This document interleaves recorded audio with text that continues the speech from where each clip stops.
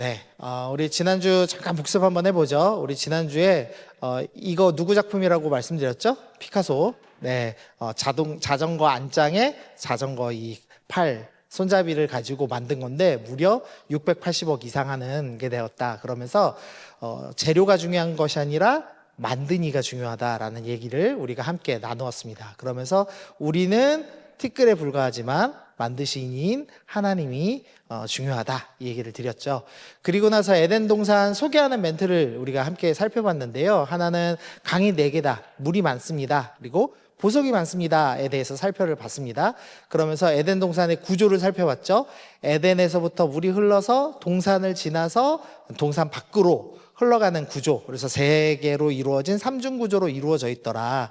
그리고 에덴 동산의 입구는 동쪽에 있었더라 라고 얘기를 했습니다. 그리고 그런 똑같은 구조물이 성경에 또 나오는데 그게 바로 성막이었죠. 성막과 성전. 그래서 지성소로부터 성소, 그 다음 뜰로 삼중구조로 이루어져 있고, 뜰에는 물이 많이 나오는 것으로 에덴 동산과 일치한 구조를 보이면서 이 에덴 동산이 단순히 그냥 아름다운 땅이 아니라 성전 건축 예정지였다라는 것에 대해서 우리가 살펴봤습니다. 그리고 나서 이제 우리가 잿더미에 있는 우리를 왕자이신 예수님께서 우리를 불러다가 하나님 나라로 초대하시는 이 마치 신데렐라 스토리와 같은 성경의 이야기다라는 걸 살펴봤습니다. 네, 여러분의 여러와 같은 성원에 힘입어서 조금만 더 어렵게 해도 되는 거예요. 나 회장님한테 물어봤는데 회장님이 너무 애들이 잘 듣는데. 진철이랑 둘만 잘 듣나? 제 정보원들이 좀 잘못됐으면 얘기해 주십시오. 임원들은 괜찮다고 했는데 오늘은 그래도 그렇게까지 어렵진 않을 거예요. 자, 천국에 대한 오해를 좀 살펴보면은요, 이 계시록 21장 18절에 보니까 이 천국, 이제 마지막 완성될 하나님 나라는 어떤 상태냐? 성벽이 벽옥으로 쌓였고, 그 성은 금으로 만들어졌고, 12문은 12진주고, 이런 식으로 이제 설명을 합니다. 그러니까 이제 어떻게 오해를 하냐면, 천국은 화려하고 아름다운 곳이야, 이제 이렇게 착각을 하곤 해요. 이 사람 누군지 아세요? 네, 트럼프 대통령입니다. 보통 대통령들이 백악관에 가서 살면 백악관이 그래도 경호도 잘 돼 있고 꽤 좋은 데잖아요. 그래서 좋은데 유일하게 백악관 들어가는 걸 싫어하는 사람이 저 가족이래요. 저 가족이 실제 사는 저 방 모습인데 지금 화질이 안 좋아서 그렇지만 온통 금색입니다. 트럼프는 건물도 금색으로 짓고 집 안도 다 금색으로 짓는데요. 그래서 엄청 넓은 대골 같은 데 살다가 백악관에 들어가서 가족들이 슬퍼했다, 뭐 이런 농담 같은 얘기가 나올 정도로. 어쨌든 천국이 이 화려한 곳, 보석이 많은 곳이라고만 설명한다면 트럼프 대통령은 이미 천국에 가 있는 거라고 할 수도 있겠죠. 뉴질랜드 가가지고 복음을 전하면 그렇게 안 받는데요. 이유가 뭐냐면 천국은 너무 아름다운 곳입니다, 자연이 너무나 아름답고 뛰어나고 하면은 뉴질랜드 사람들이 여기도 충분히 좋은데요 이런데요. 네, 저는 뉴질랜드를 안 가봐서 모르겠지만 그러니까 천국을 어떤 아름다운 곳으로 설명하면 어렵겠다는 거죠. 그러면 실제 성경에서 천국에 대해서 어떻게 이야기하는가를 좀 살펴보려고 하는데요. 먼저 독특한 특징이 있습니다. 이 새 예루살렘은 그 성이 네모가 반듯하다라고 되어 있습니다. 이게 똑바로 젖었다 이런 의미가 아니고요. 이 길이와 너비가 같은 정사각형으로 이루어졌다라고 얘기하는 거죠. 길이와 너비가 같으면 정사각형이고 높이까지 같으면 뭐죠? 네, 이과들이 대답했네요. 네, 정육면체랍니다. 주사위 모양 생각하시면 딱 맞아요.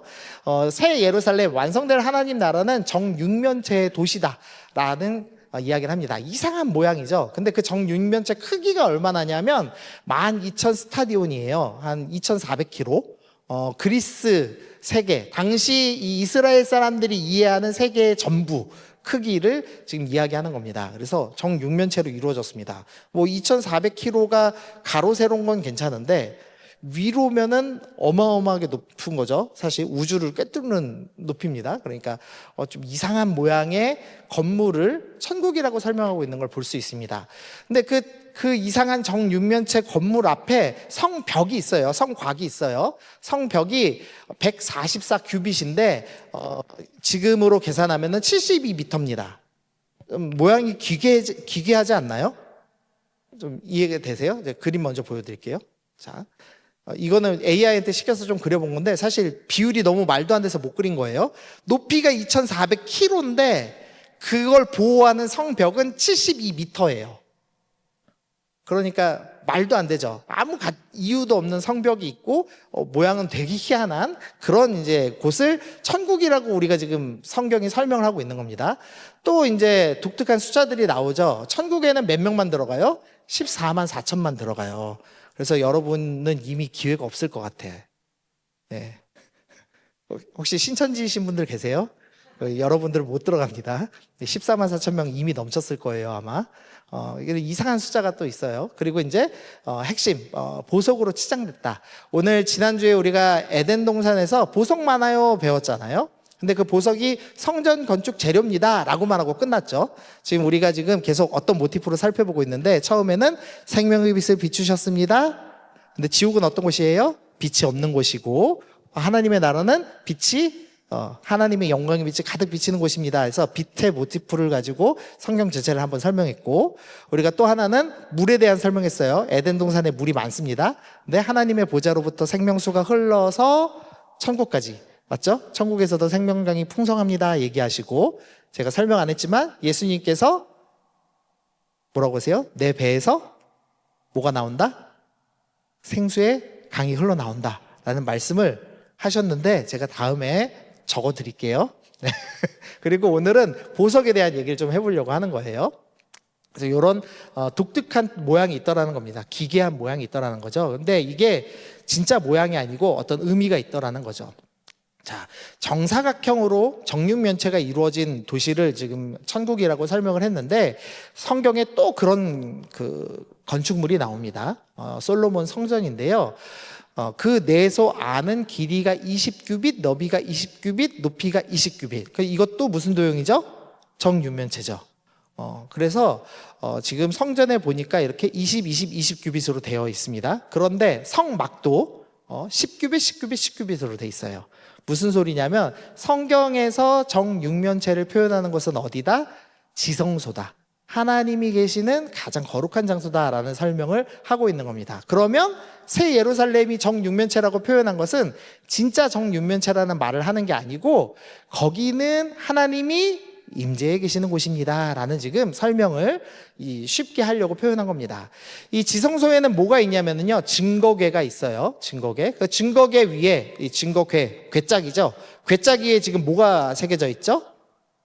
네, 천사 두 분이라고 해야 될지 말이라고 해야 될지 헷갈리는 저 두 분이 계시고 저거 위에 이제 저 그룹, 저기 그룹은 천사를 의미하는 겁니다.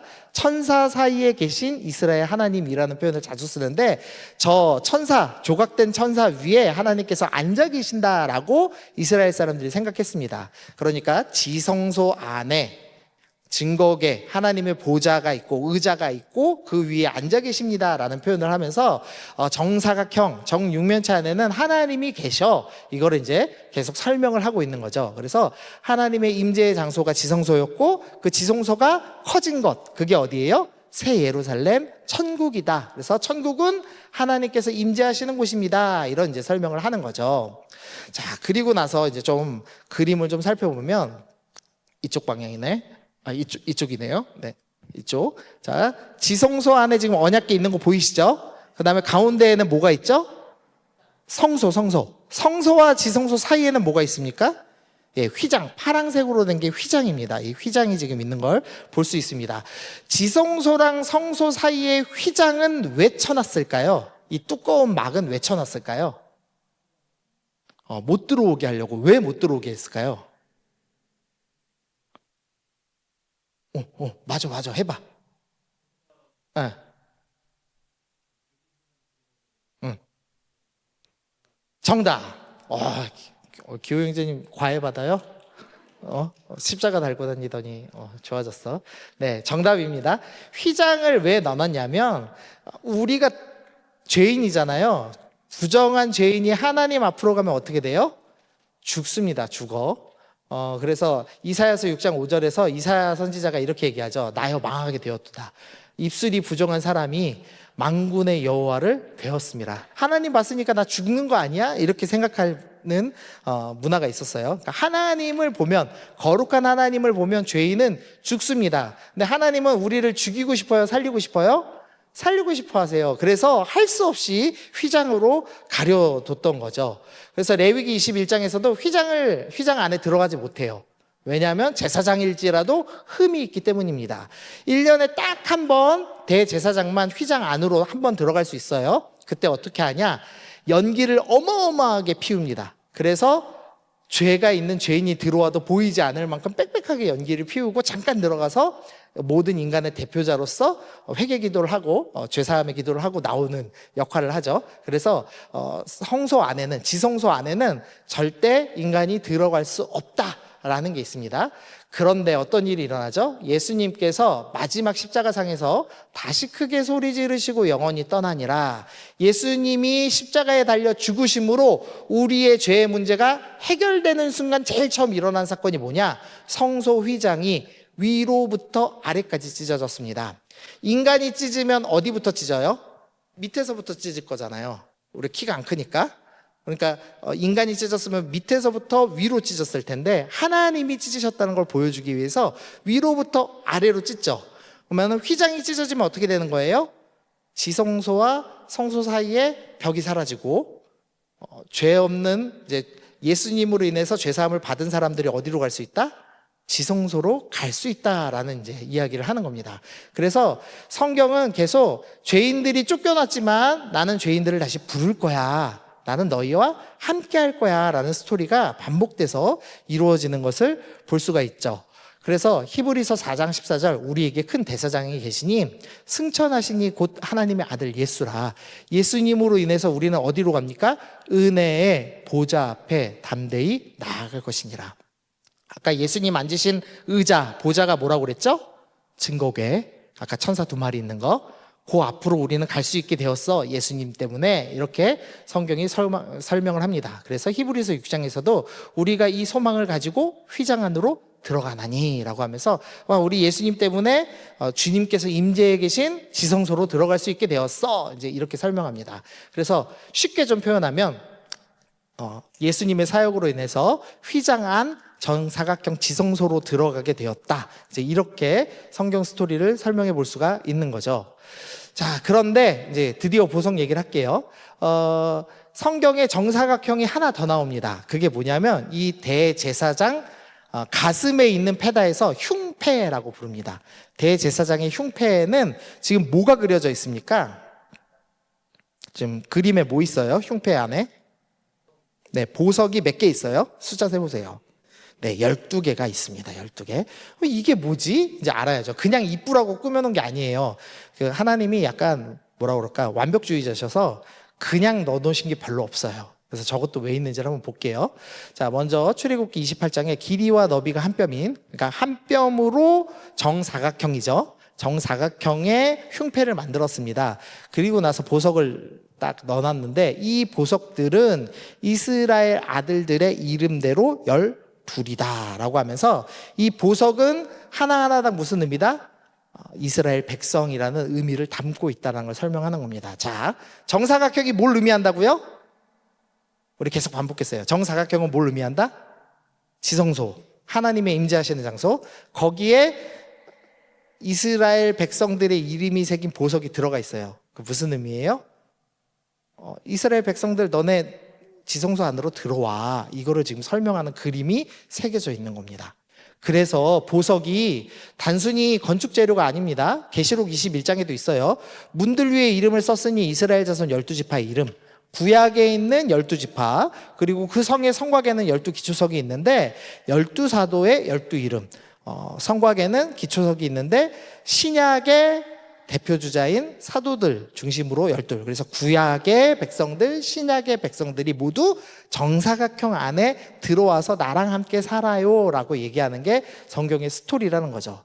그래서 보니까 계시록 3장 12절 이기는 자는 내 하나님의 성전의 기둥이 되게 한다. 여러분은 성전 제로입니다. 진짜 하나님께서 승리한 백성을 진철 형제가 승리했어. 그러면 진철 형제를 기둥으로 세워놓고 감상하겠어요? 그러면 천국에서 벌 받는 거잖아요. 잘생겼어도 세우기 힘든데, 맞죠? 고마워요, 형제님. 네, 늘. 그러니까 저기서는 진짜 기둥을 삼는다는 게 아니고 너네가 성전의 재료야. 너희가 바로 보석이야 라는 얘기를 하고 계시죠. 고린도 후서에서도 우리는 살아계신 하나님의 성전입니다 라고 하면서 보석이 상징하는 것의 의미는 바로 여러분이다 라고 지금 설명을 하는 겁니다. 자, 그리고 나서 이제 좀 독특한 숫자를 좀 살펴보면은요. 자, 정사각형이요. 12,000 스타디온이었고 성벽은 144규빗이고 인구는 14만 4천 명이었습니다. 자, 질문. 자, 문과만 답해 보십시오. 문과만. 문과 있어요? 문과 4명? 자, 여기서 가장 많이 나온 숫자는 문과가 하니까. 문과들한테 질문하면 0이요 그러거든요. 0이 지금 6개 있거든요. 하지만 이과들이 볼 때는 이게 12로 보입니다. 왜냐하면 정사각형은 12,000 스타디온 곱하기 12,000 스타디온 곱하기 12,000 스타디온 정년면체가 무려 12가 3번 나오죠. 그다음 성벽도 12 곱하기 12 144고요. 인구는 12 곱하기 12 곱하기 1000입니다. 이스라엘 문화에서 1000은 많다. 짱 많아요 이런 표현이에요. 12는 뭘 의미했죠? 백성들 12지파 12사도. 그러니까 12 곱하기 12는 구약의 백성과 신약의 백성이 1000 많아요 라는 설명하는 겁니다. 인구가 14만 4천 명이야. 그거는 천국이 2,400km인데 딸랑 인구 14만 4천 명만 받아서 선별된 영혼만 받는 곳이라고 설명하는 게 아니고 구약의 백성이든 신약의 백성이든 주님께서는 누구든지 데려오게 하겠다라는 설명을 저 숫자로 지금 표현을 하고 계시는 겁니다. 이해가 됩니까? 여러분 천국 갈 수 있어요? 없어요? 있어요. 14만 4천에 들 수 있습니다. 맞죠? 네. 자, 그래서 정리를 좀 하면 정사각형은 지성소 하나님의 임재의 장소를 의미하고 독특한 숫자는 구약과 신약 백성이 모두 거할 수 있다는 걸 의미하고 보석은 하나님의 백성이라는 의미를 갖고 있습니다. 그래서 여러분은 하나님의 빛나는 보석입니다.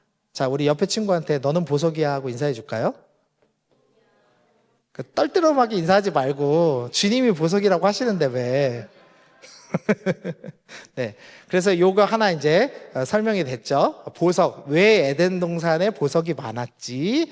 요 보석이 무슨 의미를 갖고 있지? 이걸 설명드린 겁니다. 자, 그다음에 지옥 잠깐 다시 한번 생각해 보시죠. 우리 처음이 지옥 얘기했었죠. 그것이 알고 싶다 지옥. 그래서 지옥의 포인트는 고통이 아니라 갈증이다라는 말씀 드렸어요. 근데 그 갈증이 뭘로 해소돼요? 예수님으로부터 주어지는 생명수로 그 갈증이 해결되죠. 그리고 지옥의 특징은 어두운 구덩이라고 되어 있었습니다. 그런데 천국은 어떤 곳이냐? 생명수의 강이 흐르는 곳입니다. 강이 어디서부터 흐릅니까? 그렇죠. 하나님과 및 어린 양의 보좌로부터. 그러면은 보좌는 높은 곳에 있습니까? 낮은 곳에 있습니까?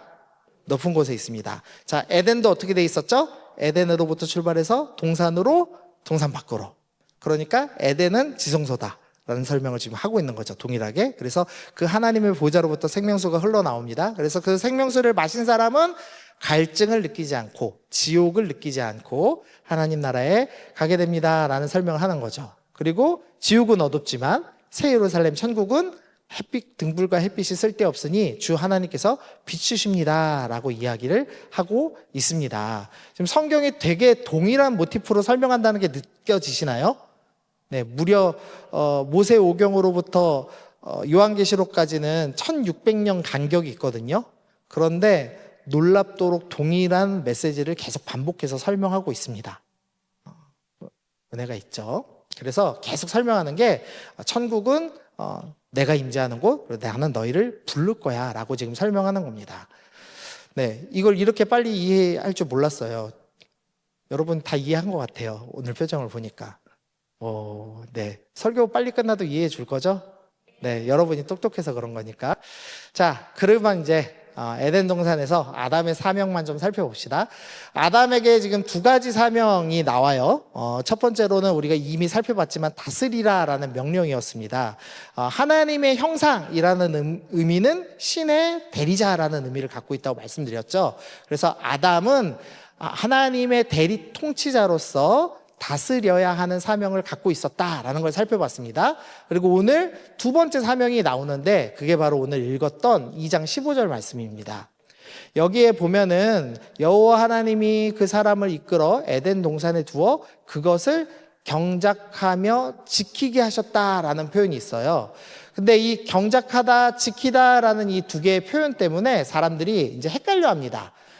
경작한다는 것은 농부니까 아담의 직업은 농부가 아닌가? 이제 이렇게 오해하곤 합니다. 그런데 민수기 3장에 보면 좀 해답이 있어요. 민수기 3장 보니까요. 민수기 3장 스토리는 제사장들이 성소에서 지성소, 성소, 뜰이 있었잖아요. 그 중간에 있는 성소에서 하는 일을 적어놨습니다. 근데 그때 빨간 글씨 보면 시무하되라고 돼 있죠. 회막에서 시무하되라고 돼 있는데 이 표현과 창세기 2장의 경작하다라는 원어가 동일합니다. 또 민수기 3장에서 파란색 글씨 지키다라는 원어가 역시 창세기 2장의 원어 지키다와 동일한 표현을 하고 있습니다. 그래서 무슨 의미냐면 아담이 농부예요라는 설명을 하는 게 아니라는 겁니다. 아담은 제사장으로 에덴 동산을 관리하는 역할을 감당하고 있습니다라는 설명을 하고 있다는 겁니다. 그래서 아담은 제사장입니다. 제사장. 자, 그래서 이 지금 아담이 저 가운데 있는 동산을 관리하는 제사장이고 진짜 이후에 나오는 모세오경의 제사장들은 가운데 있는 성소를 관리하는 제사장들이죠. 그러면 하나님께서 지금 동일하게 제사장으로 부르셨다면 아담이 하는 일, 아담이 해야 될 일, 성소에서 해야 될 일 다 동일할 거예요. 맞죠? 자, 이렇게 일단 좀 정리를 잠깐 해볼게요. 아담의 사명, 왕. 하나님의 다스림을 실현하고 생명으로 채우는 일, 이거 지난번 살펴봤으니까 넘어가고, 오늘 제사장은 뭘 합니까? 동산의 질서를 부여합니다. 동산에 성전을 건축해야 돼요. 왜냐하면 보석이라는 성전 건축 재료가 있었죠. 그리고 지켜야 합니다. 그래서 동산의 악한 것으로부터 동산을 지켜야 될 의무도 있었습니다. 그러니까 원래 하나님이 의도하신 대로 성경의 스토리가 진행됐다면 뱀이 딱 나타났어요. 그럼 아담이 어떻게 해야 돼요? 아담은 동산을 지켜야 되잖아요. 그러니까 뱀을 잡아다가 뱀탕을 해먹고 끝났어야지 맞죠. 그럼 우리는 다 에덴 동산에서 태어났겠죠. 그러나 이제 실패했죠. 그래서 성경에 어떤 스토리를 흘러가냐. 그래서 하나님께서 창조하시고 사명을 부여하시고 원래대로라면 에덴 건축했어야 되는데 에덴 건축이 안 되고 성전 건축이 안 되고 타락하죠. 그랬는데 하나님이 포기하지 아니하시고 다시 창조하시죠. 그러니까 죽어있는 우리를 구원해내시고 다시 사명을 부여하셔서 다시 성전을 건축하게 하십니다. 그래서 여러분이 구원받은 다음에 사명을 부여받아요. 여러분이 어떤 사명을 부여받았습니까? 혹시 성경에서 여러분이 부여받은 사명 뭔지 아세요? CCC는 제사 삼아라밖에 맞긴 맞아요. 네, 네. CCC 귀신이 있어요. 여기 이해해 주세요. 네. 네. 근데 맞아요. 그러니까 우리가 구원받고 사명받고 성전이 되어 가는 것. 그리고 구원, 이제 진정한 하나님 나라의 완성에 들어가는 것. 그래서 구조가 동일하게 이루어진 걸 볼 수 있습니다. 그러면 사명 부여에서 사명이 어떤 사명이냐? 출애굽기 19장. 출애굽은 우리 모든 삶의 모델이죠. 네, 19장 6절에서 출애굽하게 하시는 이유가 기록되어 있습니다. 이 말씀은 중요하니까 읽어봅시다. 시작. 너희가 내게 대하여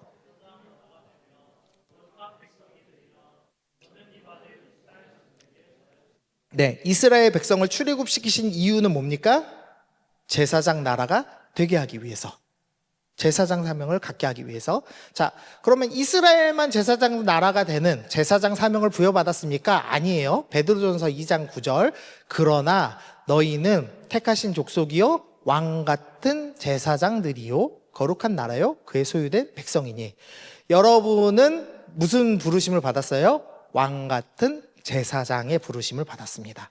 그러니까 이스라엘 사람들만 제사장인 게 아니고 아담만 제사장인 게 아니고 우리도 제사장으로 부름받은 사람으로서 아직 지성소 들어가기 전에, 아직 천국 들어가기 전에 우리가 이 땅에서 성소를 관리해야 될 책임을 갖고 있더라는 거죠. 자, 그러면 이제 제사장이 실제로 하는 일이 뭔지 좀 살펴볼게요. 제사장은요, 이 가운데 있는 성소를 관리합니다. 근데 성소에는 세 가지 이제 기물이 있어요. 하나는 등잔대, 지금 이쪽에 있는 거, 이거 보이시나요? 이렇게 그 꽃봉오리처럼 해서 7개의 가지를 갖고 있는 그런 등잔대예요. 이거 이제 유대 지역에 가시면, 이스라엘 가면은 기념품으로 사오시고 막 이러기도 해요. 예.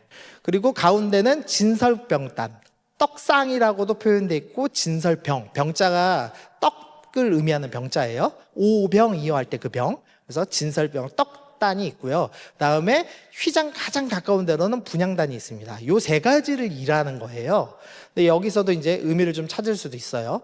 요거 봅시다. 분향단은 또 저녁 때 등불을 켤 때 살을 찌니 이 향은 너희가 대대로 여호와 앞에서 끊지 못할지며, 제사장이 해야 될 중요한 역할이 있습니다. 향을 절대 꺼트리면 안 됩니다.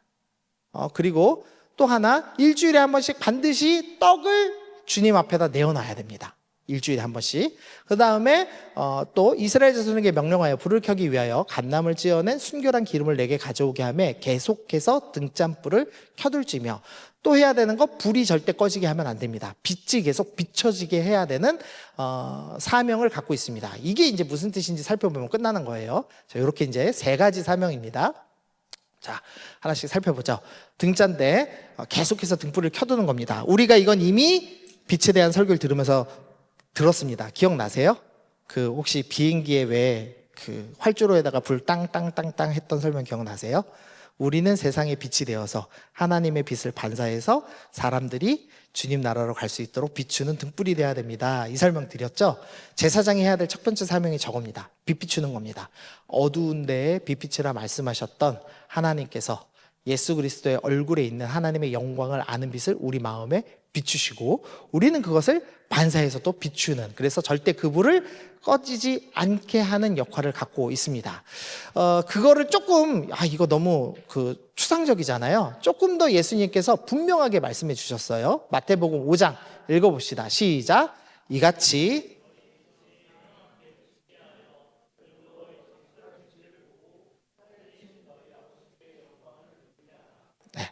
뭘로요? 착한 행실. 단순히 선행하라는 의미는 아닙니다. 내가 하나님의 영광의 빛을 비추기 위해서 그 빛이 더 잘 드러나도록 나의 삶의 착한 행실로 주님의 영광의 빛을 드러내야 된다. 그것이 제사장이 갖고 있는 첫 번째 사명입니다 라는 이야기를 하는 겁니다. 여러분은 어떻게 세상 가운데 빛으로 살아가고 계신가요? 아니면 더 어둠이 짙게 만드시는 분이신가요? 네. 가끔씩 그 예배당 한 귀퉁이를 어둠으로 물들이는 악한 청년들이 있거든요. 네, 여기는 없죠? 네, 여기는 전부 빛으로 비추고 계시죠? 네, 우리는 빛을 비추는, 나의 행실로 빛을 비추는 사명을 갖고 있습니다. 간혹 기독교인들 중에 지적으로만 믿는 사람들이 있어요. 머리로만 믿는 사람들. 우리는 머리로만 믿는 사람 아닙니다. 그리고 어떤 사람들은 가슴만 믿어요. 오늘 뜨거운 걸 느끼고 은혜를 받아야지 예수님 믿었다고 생각합니다. 우리는 머리로도 믿고 가슴으로도 믿어야 되지만, 행실로 우리의 몸에 드러나는 삶으로 예수님을 전하는 의무가 있는, 제사장 사명이 있는 사람이다 라고 설명하는 거죠. 네, 그래서 어둠 속에서 생명의 빛을 받은 성도는 세상의 등불이 되어 영광의 빛이 가득한 하나님 나라로 향한다. 이렇게 좀 정리해 봤고요. 두 번째, 이것도 쉽죠. 진설병단. 예수님이 이미 말씀하셨어요. 나는 생명의 떡이다 라고 말씀하면서, 이 떡이 가진 의미는 뭐냐? 하나님의 생명의 말씀, 예수님을 전하는 것, 이것이라고 말씀하셨습니다. 마태복음 4장 4절, 하나님의 입으로부터 나오는 모든 말씀으로 살 것이요 라고 하면서, 이 떡은 말씀이다 라는 표현은 반복해서 성경이 설명해요. 그럼 제사장들이 매번 떡이 끊이지 않게 일주일에 한 번씩 떡을 내놓는다는 것은 하나님 말씀이 끊이지 않게 해라 라는 의미가 있는 거죠. 근데 여러분의 삶에는 말씀이 계속되고 있습니까? 여러분의 삶에 말씀이 계속되고 있으세요? 단 한 명도 아멘을 못하는 이 슬픈 현실입니까? 아니면 나처럼 부끄러워서 그런 겁니까? 네, 아멘이죠. 저 마태복음 28장, 우리가 좋아하는 대위임령, 우리 CCC님 대위임령 우리 20절 읽어주십시오. 시작.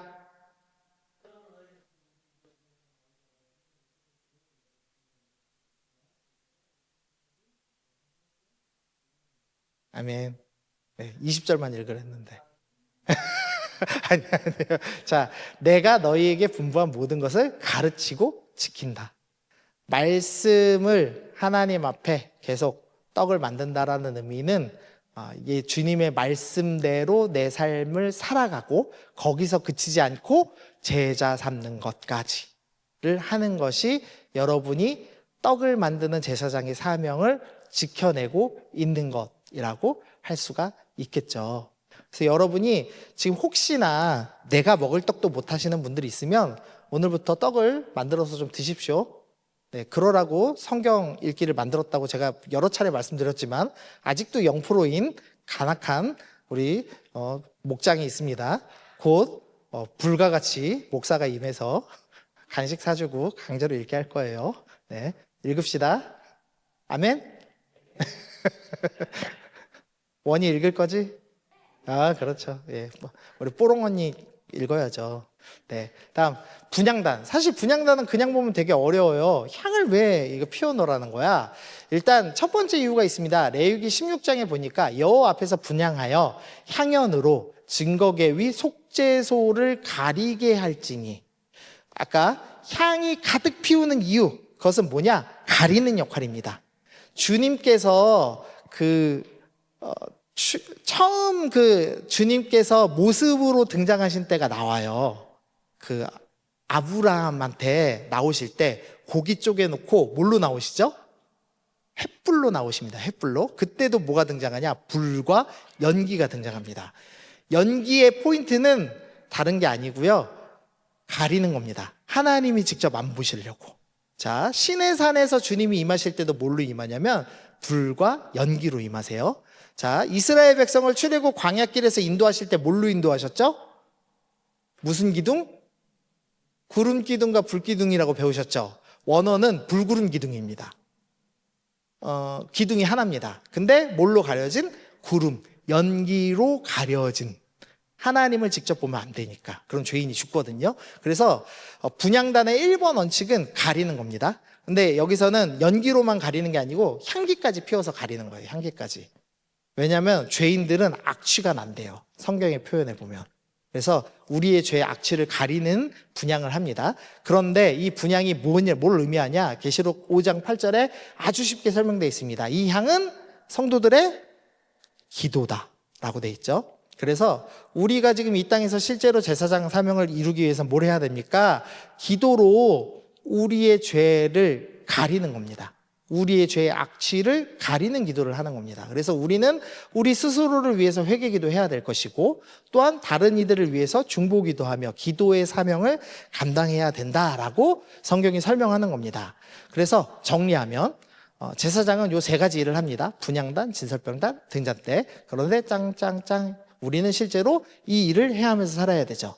죄의 악취를 가리는 기도를 하고 말씀을 먹고 말씀을 먹이는 사역을 하고 착한 행실로 빛을 비추는 사역을 하는 것. 그것이 바로 제사장이 해야 할 일이었습니다. 아담이 이 일을 감당했어야 되고 아담이 실패했어도 이후에 하나님의 백성이 다시 감당하기를 원하시는 주님께서 부르시는 우리를 향한 사명이다라고 성경은 설명을 하고 있는 겁니다. 자, 적용 한번 해보시죠.